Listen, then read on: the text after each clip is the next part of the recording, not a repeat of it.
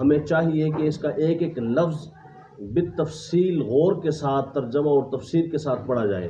تو بہرحال اس قاعدے کے تحت کہ کچھ نہ کچھ تو بہرحال حاصل ہو جائے گا اور ایک خلاصہ اور ایک نقشہ کھنچ جائے گا ذہن میں کہ ہم سے ہمارا رب کیا کہنا چاہتا ہے.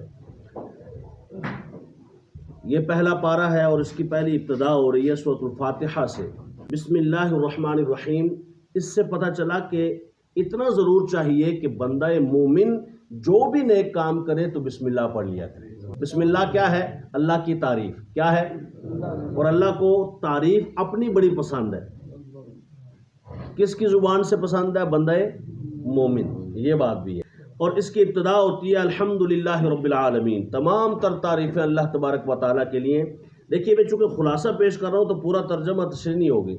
سورہ فاتحہ میں جو 7 آیتیں ہیں ان میں کچھ آیتوں میں توحید بیان ہوئی ہے، کچھ آیتوں میں رسالت بیان ہوئی ہے اور ایک آیت میں آخرت کا بیان ہوا ہے. اور پورے قرآن کا مضمون علماء کرام فرماتے ہیں، مفسرین کرام فرماتے ہیں، پورے قرآن کا مضمون یہی 3 چیزوں پر ہے. ایک اللہ کی توحید، دوسری حضور نبی دو عالم کی رسالت اور تیسری ہے آخرت کی یاد. یعنی اسی میں کردار بھی ہے، اسی میں سیرت بھی ہے اور اسی میں عقائد بھی ہے. اور اللہ نے اس سورۃ الفاتحہ میں یہ تینوں چیزیں بدرجہ اتم بیان کی ہیں. یعنی ساری آسمانی کتابوں کا خلاصہ کیا جائے تو وہ قرآن بنتا ہے اور سارے قرآن کا خلاصہ کیا جائے تو سورہ فاتحہ بنتی ہے. سورۃ البقرہ کی ابتدا ہوتی ہے الف لام میم سے. یہ الف لام میم کیا ہے؟ حروف مقطعات میں سے ایک حرف ہے. مزے اور لطف کی بات یہ ہے اردو جو لینگویج ہے نا ہماری اردو زبان، اس میں بھی 100 سے زیادہ ترجمے چھپے ہوئے ہیں لیکن کسی نے الف لام میم کا ترجمہ نہیں کیا. آپ مانتے ہیں؟ کسی نے؟ آپ اپنے قرآن پاک جو گھر میں رکھا ہوا ہے اسے اٹھا کے دیکھ لیجئے گا کہ آپ کو الف لام میم کا ترجمہ نظر نہیں آئے گا. حالانکہ بے معنی قرآن ہے ہی نہیں. قرآن کے ہر لفظ کا معنی ہے. جو رسول اللہ کے سینے میں نازل ہوا کس کے لیے نازل ہوا؟ شہر رمضان الذی انزل فیہ القرآن ھدی للناس. یہ تو لوگوں کی ہدایت کے لیے ہے. اگر الف لام میم نے ہدایت نہیں دینی تو پھر کس نے دینی ہے؟ لیکن سوال یہ ہے کہ اگر الف لام میم میں ہدایت ہے، راز ہیں، تو وہ راز افشا کیوں نہیں کیے گئے؟ اس کا ترجمہ کیوں نہیں بتایا گیا؟ لوگ اعتراض کریں گے اللہ کے علاوہ کوئی علم غیب نہیں جانتا. اور اسپیشلی یہ بات حضور کے لیے کہیں گے حضور نہیں جانتے تو میں پہلے کہہ دوں اگر نہیں جانتے تو الف لام میم کا ترجمہ تم بتاؤ کیا ہے. ایک رب جانتا ہے اور رب کے بتانے سے مصطفیٰ جانتے ہیں، اور کسی کو معلوم ہوتا تو وہ لکھ دیتے. لیکن سب نے یہ کہا مانا ہے ایک اللہ کو معلوم ہے اور اس کے بتانے سے کس کو معلوم ہے؟ ہمارے. اور اسی کو علم غیب بولتے ہیں. یہ الف لام میم کا علم ہے اور یہ غیب ہے. اور یہ کس کو ہے؟ اللہ نے کس کو بتایا ہے؟ میرے اور آپ کے آقا و مولا کو. لیکن اس میں بھی لطف کی بات یہ بھی ہے کہ اس میں اللہ کی توحید بھی چھلکتی ہے کہ الف لام میم، اللہ تعالیٰ یہ الف لام میم صاد حامیم عین سین قاف کہہ کے فرما کے بتانا چاہتا ہے دیکھو بڑا اپنے اوپر تکبر مت کرنا کہ میں بہت بڑا عالم ہو گیا ہوں. بہت بڑا اگر بہت بڑے ہو گئے ہو تو بتاؤ پھر الف لام میم کا کیا معنی ہے. کہ کچھ راز کی باتیں 2 دوستوں میں ہوتی ہیں جو کسی کو نہیں پتا ہوتی، نہ ماں نہ باپ نہ تیسرا دوست، بس انہی کے درمیان ہوتی ہیں.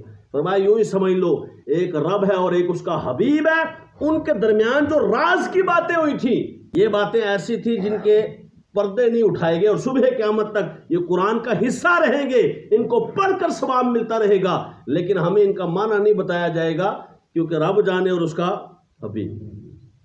ذالک الکتاب لا ریب فیہ. اس کتاب میں کوئی شک نہیں.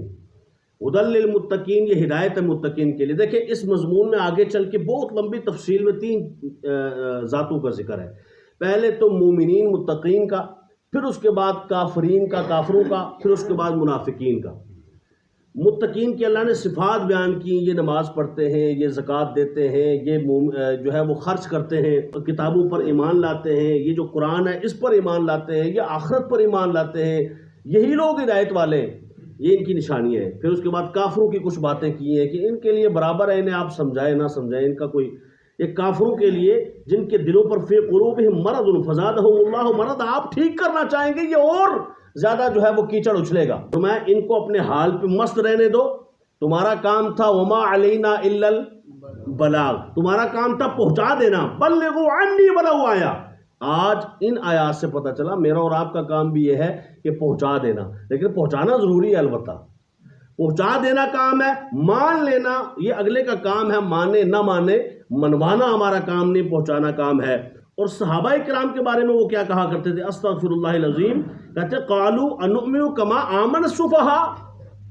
جب ان کو دعوت دی جاتی تھی کہ یار مومن بن جاؤ، کافر نہ رہو، مومن بن جاؤ، تو وہ کہتے تھے ان کی طرح مومن بنے، ابو بکر کی طرح، عمر کی طرح، عثمان کی طرح، ان کی مثالیں دیتے، اور ان کو سفہاء کہتے، نعوذ باللہ۔ اب اس کا ترجمہ کرتے ہوئے مجھے بڑی یعنی کہ بے ادبی لگ رہی ہے، لیکن آپ کو سمجھانے کے مقصود نہ ہوتا میں کبھی ترجمہ نہ کرتا۔ لفظ پاگل صحابہ کے لیے استعمال کرتے تھے وہ، اس کا مطلب ہے ہر دور میں آپ کو پاگل کہا جائے گا، آپ نے ٹینشن نہیں لینی، یہ پاگل ہے جی، یہ جتنے جو مذہبی طبقہ ہے یہ پاگل ہے، یہ داڑھیوں والے پاگل ہیں، یہ جو ہے نا فلاں کام کرتے ہیں، فلاں کام کرتے ہیں۔ انہوں نے ایک عورت کو دیکھا کہ وہ جناب لباس پہنے ہوئے ہے عرب، سعودی عرب کا، تو اس کے اوپر آ گئے۔ یہ بات صحیح ہے کہ ہم کسی کو مار نہیں سکتے، ڈنڈے کے ذریعے نہیں کسی کو کہہ سکتے، جو جہلا ہیں ان کا اپنا ایک طرز عمل ہے، لیکن یہ حقیقت ہے کہ جو عمل اس وقت انہوں نے کیا عمل ٹھیک تھا، کس اینگل سے کر رہے تھے، وہ کس طریقے سے کر رہے تھے، اس طریقہ واردات پر تو اختلاف ہے، ہو سکتا ہے، لیکن جو بات تھی وہ صحیح ہے۔ ہمارے علماء 14 صدیوں کے لکھتے ہیں کہ حروف کا ادب ہے، حروف کا کیا ہے؟ ادب ہے۔ ہر حرف کا، ہم بچپن میں کہتے ہیں الف سے اللہ، بے سے بسم اللہ کہتے تھے، تو پھر اگر الف سے کچھ بھی نہیں ہے تو پھر الف سے اللہ کیوں کہتے تھے؟ تو جس سے جو حرف بنتا ہے، ہمارے علماء فرماتے ہیں کہ یہ جتنے حروف ہیں نا، صرف یہ نہیں کہ عربی زبان کے، انگلش زبان کے بھی، ان کا ادب ہے، ادب کرنا ہے۔ ہمارے تو امام اعظم ابو حنیفہ رحمۃ اللہ علیہ، آپ جانتے ہیں ابو حنیفہ ان کا نام نہیں تھا، ان کا نام تو نعمان بن ثابت، تو ابو حنیفہ کیوں کہا گیا؟ حنیفہ ان کی بیٹی بھی کوئی نہیں تھی، پھر ابو، یہ اصل میں یہ وہ باپ والا اب نہیں ہے، یہ ایک شان ہے۔ ابو حنیفہ، وہ حنیفہ کہتے ہیں کاغذوں کو، کس کو بولتے ہیں؟ کاغذوں کے اوپر کچھ نہ بھی لکھا ہو تو وہ کاغذ ہی ہوتا ہے نا، تو ان کو سادہ کاغذوں سے بھی محبت اور پیار تھا، ان کا بھی ادب کرتے۔ سادہ کاغذ، کسی نے پوچھا سادہ کاغذ ہے، لکھا ہوا ہے کچھ نہیں، ادب کیوں؟ کہا اس لیے کہ اس پر کچھ لکھا جاتا ہے،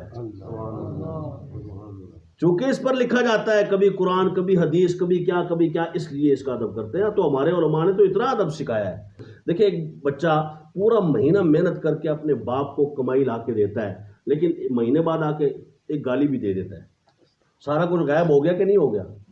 ہاں کوئی ٹیٹ ٹوٹ ہو گئی تو برداشت کر ہی لے گا، خیر ہے جی پیسے جی آ رہے تھے، کوئی مسئلہ نہیں، ہلکی جی گالی کر ڈس نا۔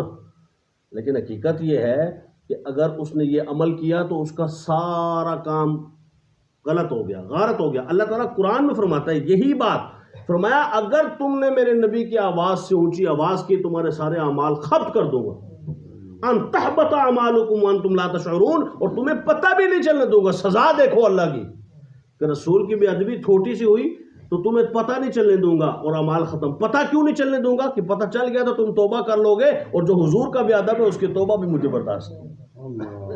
جو بات میں عرض کر رہا تھا کہ پاگل کہیں گے لوگ، ٹھیک ہے، ہمیں ان کی طرف دھیان نہیں دینا، ہمیں قرآن کیا کہتا ہے ان سے یہ کہو الا انہم هم السفہاء ولکن لا یعلمون، وہ جانتے نہیں، پاگل تو وہ ہیں۔ وَإِذَا لَقُوا الَّذِينَ آمَنُوا قَالُوا آمَنَّا، وہ تو کافر تھے نا، وہ تو چلو ٹھیک ہے، کافروں کے پاس جا کے کچھ اور ہوتے تھے، مسلمانوں کے پاس جا کے کچھ اور ہوتے تھے، یہ مومن کیوں کچھ اور ہوتا ہے؟ یہ بات قابل توجہ ہے۔ ہم کیوں کسی کے پاس اور ہوتے ہیں، ادھر کچھ ہو گیا، ادھر کچھ ہو گیا، اندر سے کچھ باہر سے کچھ، یہ بندہ مومن کی شان نہیں۔ بندہ مومن کی شان یہ ہے جو زبان سے کہتا ہے وہی دل سے بھی کہتا ہے۔